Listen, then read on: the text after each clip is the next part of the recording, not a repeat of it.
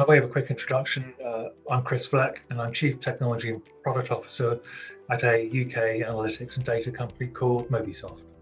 So the talk company at Data Matters is called Making Sense of Data. The talk really, the premise of it is, I'm quite new to the sector. I've been around for 6 months in social housing. I've been talking to an awful lot of customers and prospects and veterans in the space.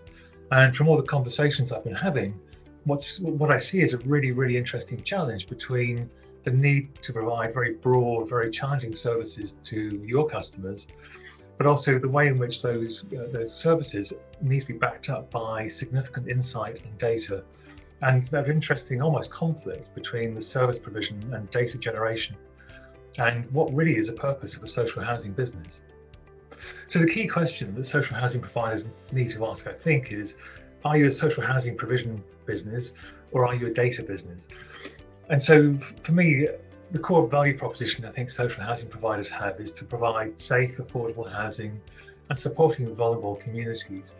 And yet what I see are many social housing businesses are really trying to push to become data companies and build extensive data insight. So for me, it's almost like a home builder or a property developer that wants to build a house. They make their own bricks, they make their own trowels, and they quarry their own cement. And there's almost a conflict. And so I'm trying to tease out some of the aspects of that question and look at what makes sense and what routes do you have to go down. So having a holistic view of your customers or a single view of the customer, for me, is critical. We have customers that are very complex, have extensive needs. And I think it's very difficult to provide services unless you have a very rich, very broad view of your customers, their particular life situation. And with that, I think you can enable and activate the right services at the right time.